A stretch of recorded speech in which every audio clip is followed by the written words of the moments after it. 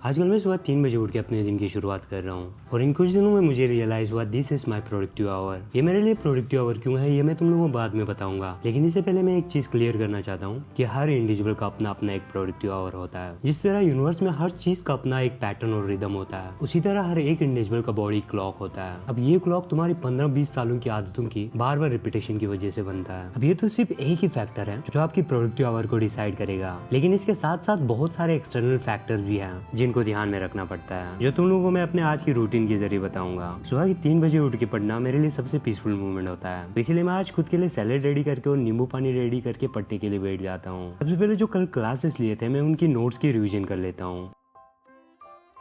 उसके बाद पूरे अपने दिन को प्लान कर लेते हैं और टू डू लिस्ट रेडी कर लेते हैं। फिर मैं अपने सोसाइटी की क्लास स्टार्ट कर देता हूँ। यूजुअली हमारी क्लास 2 या 2.5 घंटे का होता है, लेकिन मैं क्लासेस को 2x पे देख के 1-1.5 घंटे में कंप्लीट कर लेता हूँ। अब सोसाइटी की क्लास को कंप्लीट करके अपने करंट अफेयर सेशन को भी कंप्लीट कर लेता हूँ। और बहुत सारे लोग कमेंट कर रहे थे कि करंट अफेयर के नोट्स बनाने चाहिए या नहीं। वैसे तो मैं सारे करंट अफेयर का नोट्स नहीं बनाता, बट सिलेबस के जो डायनेमिक पोर्शन है मैं करंट अफेयर के जरिए कंप्लीट कर लेता हूँ और साथ ही साथ थोड़ा माइंड मैप्स और नोट्स बना लेता हूँ, जिसमें मैंने आज topics like poverty, hunger, government policies and initiative जैसे टॉपिक्स की माइंड मैप रेडी किया है। और कुछ इस तरह 3 घंटे में हमारी ये सारी चीजें कंप्लीट हो जाता है। यानी मेरे हिसाब से मेरे लिए टाइम बहुत ज्यादा प्रोडक्टिव होता है, क्योंकि इस टाइम पे मेरे को कोई डिस्टर्ब करने वाला नहीं होता, ना कोई कॉल्स ना कोई मैसेज, बस सिर्फ मैं और मेरी पढ़ाई। और गाइस अभी तक इस चैनल पे हुए सबसे बड़ा अनाउंसमेंट मैं अभी करने जा रहा हूँ और ये बहुत ही एक्साइटिंग न्यूज है बहुत सारे एस्पिरेंट्स के लिए, क्योंकि गाइस इसमें सीखने के साथ साथ तुम लाखों के प्राइज भी जीत सकते हो। और मैं ये मजाक नहीं कर रहा, मैं तुम लोगों को थोड़ा डिटेल में बता देता हूँ। मैं बात कर रहा हूँ गाइस अनअकैडमी कॉम्बैट के बारे में, जो होने वाला है 24 सितंबर को, और इस डेट को भूलना मत। देखो गाइस यूपीसी की तैयारी के लिए चाहिए एक प्योर फोकस और इसके लिए चाहिए एकदम सही पढ़ाई का माहौल। और अगर आप घर से तैयारी कर रहे हो, डिस्टर्ब हो रहे हो, आपको मौका है 100 आवर्स की लाइब्रेरी एक्सेस जीतने का मौका।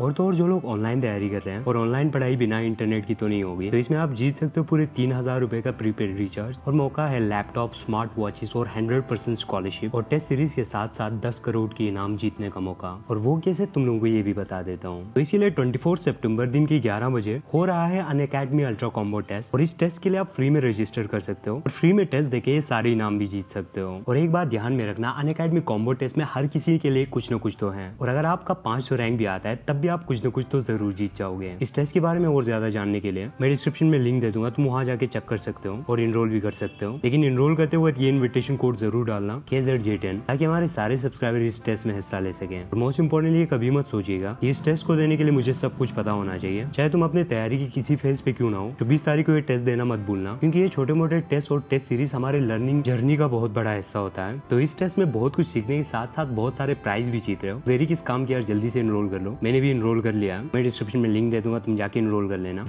चाहे कितना भी लेट क्यों ना हो गाइस, चलते अपने सेशन के लिए। ओह माय गॉड क्या हो रहा है, चलते गाइस। फिर उसके बाद हम निकल जाते हैं अपने मॉर्निंग वॉक और वर्कआउट सेशन के लिए। अब 3 घंटे पढ़ाई करने के बाद हम मेंटली काफी ज्यादा एग्जॉस्ट हो जाते हैं, इसलिए अपने मेंटल पीस और थोड़ा रेस्ट लेने के लिए मैं कुछ इस तरह सुबह आउटडोर वर्कआउट के लिए आता हूँ। यहाँ पे आके मैं थोड़ी बेसिक एक्सरसाइजेस कर लेता हूँ और अपने सारे मसल्स को स्ट्रेच कर लेता हूँ। हमारे बॉडी की जो भी पार्ट सोया हुआ है उनको एक्टिव कर लेता हूँ।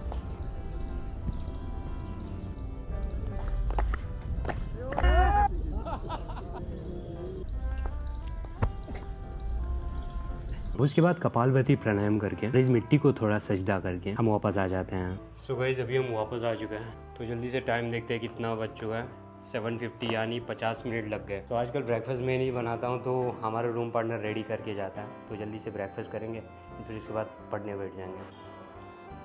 और गाइस हम आज जा रहे हैं प्रिंटर लेने के लिए, तो इसीलिए हम जल्दी से अपने पढ़ाई के सेशन को कंप्लीट करेंगे और शाम के टाइम हमारे लिए प्रिंटर लेने जाएंगे, क्योंकि मुझे एक प्रिंटर की ज़रूरत था लेकिन मैं लंबे समय से सोच रहा था लूँ या ना लूँ, मतलब OLX पे सर्च कर रहा था और फाइनली मुझे OLX पे एक अच्छा सा डील मिल गया। ठीक है, वैसे तो मैं नया ख़रीद भी सकता था, लेकिन मैंने सोचा यार नया खरीदेंगे डबल पैसा देना पड़ेगा, OLX पे हाफ रेट में मिल जाएगा। सो गाइस अभी टाइम हो चुका है 8:32। सो जल्दी से अपने सारे क्लासेस को स्टार्ट करते हैं। इस सेशन में मैं कंटिन्यूसली 1 बजे तक अपने क्लासेस को कंप्लीट करता हूँ, थोड़ा आंसर राइटिंग और क्लासेस भी कंप्लीट कर लेते हैं।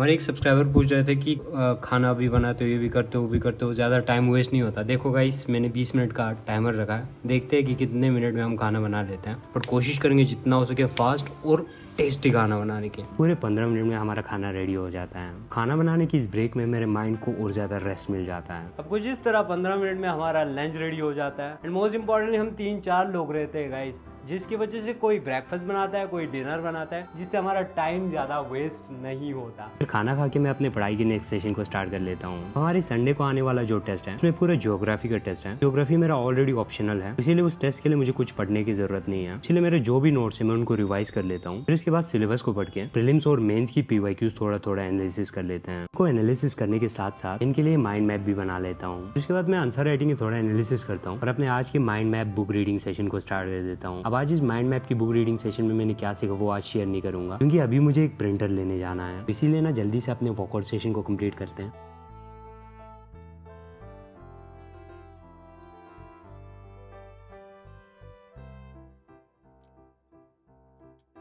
सेशन को और कुछ इस तरह अपने 4 लीटर के वाटर इनटेक को भी कंप्लीट कर लेते हैं। ये रहा मेरा आज का सेल्फी। तो गाइस, कुछ इस तरह हमारे आज के सारे टास्क कंप्लीट हो जाता है। एंड आई होप तुम लोगों को अपना प्रोडक्टिव आवर मिल जाए। एंड प्रोडक्टिव आवर ढूंढने के लिए अपने इन्वायरमेंट को, अपने एक्सटर्नल फैक्टर को, इंटरनल फैक्टर दोनों को आपको कंसिडर करना है। और जो भी हो गाइस, मैं कल शाम को शायद अनअकैडमी पे लाइव आने जा रहा हूँ, तो तुम लोगों को कम्युनिटी सेक्शन में मैं एक पोस्ट कर दूंगा कि किस टॉपिक पे हम इंटरेक्शन करेंगे। तो गाइस, हम अनअकैडमी ऐप पे लाइव आएंगे और 1-on-1 इंटरैक्ट करेंगे गाइस। तो गाइस, आज के लिए इतना ही। वो डिटेल में कल की वीडियो में भी बता दूंगा। तो चल फिर गाइस, कल एक नई व्लॉग में मिलते हैं। Thank you for watching guys.